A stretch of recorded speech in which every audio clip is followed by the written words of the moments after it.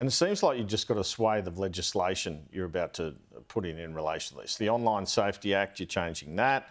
You announced you're going to introduce legislation to crack down on scammers on social media. That's a massive problem, isn't it? And the misinformation bill. Where is all of that up to? Well, in terms of the misinformation bill, we have been undertaking consultations since the draft was issued last year.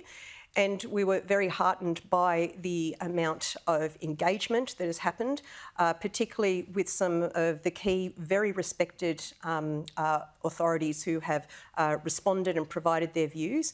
So we're going through that process at the moment. I want to make it clear that this is an area that the Chief of our Defence Forces, the Chief of our spy agencies and our top cop have all said this is an area in which action needs to be taken. And it's one, to be clear, in which this is a requirement on the digital platforms. They currently have a voluntary code that goes to requirements for them to detect and take certain action in relation to mis and disinformation. It's been concluded independently before we came to government that that was not operating effectively and that should be codified. So much so, Andrew, that the Morrison government announced prior to the last election that they would do exactly the same thing in relation to legislating on mis and disinformation and holding the platforms to account.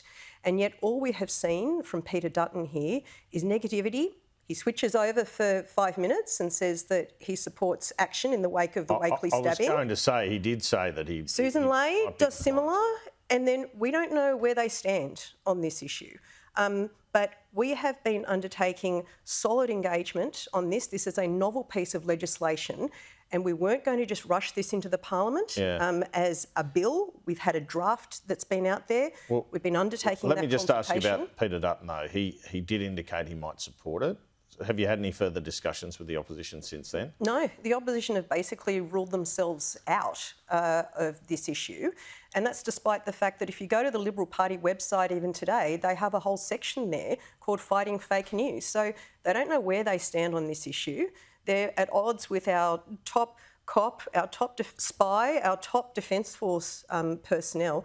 The harms that are caused by mis and disinformation, including in relation to bad actors and rogue states and their ability to interfere in democratic processes, is a real threat to Australia.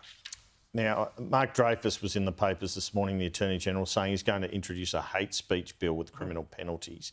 Why does the government believe this is necessary now, and aren't there already civil penalties not currently being used? There has been long engagement on this to identify gaps, and unfortunately, as we have seen on your program this morning even, the amount of the breakdown in social cohesion is one that this government takes very seriously.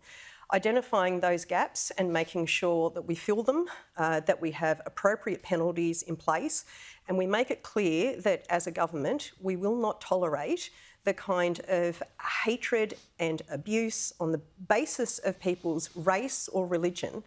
You know, you had some footage on earlier in some of the programs of St Scopus. I had a call from my best friend whose child goes to St Scopus. I've never had someone on the phone, a friend like that, so distressed about what's happening. As she said, my grandparents and my husband's grandparents fled the Holocaust, and now we are here in Australia seeing this. So it is completely unacceptable. Again, the counterfactual is for governments to do nothing.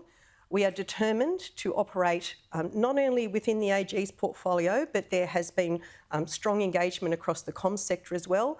I talked about the review of the basic online safety expectations. They also go to hate speech. So your viewers can be very assured that we are operating as a proper functioning cabinet government where ministers work collaboratively with one another. We identify gaps based on evidence. We identify where there needs to be further penalties in place and where they need to be strengthened, and we're determined to do that. And this should be above politics. All right, so that incident outside the Opera House where people are yelling F the Jews, would that be subject to this sort of charge potentially? Potentially, because if that satisfied the criteria for hate speech, then this would operate in any scenario. Okay, and what are sort of penalties are being looked at for that? I can't reveal those at the moment. These are under active discussion as we finalise these laws. The jail, is it? I cannot reveal that because we're under active discussion at the moment. But I will say that the area of penalties is one that is being examined very closely in terms of ensuring that these laws are effective.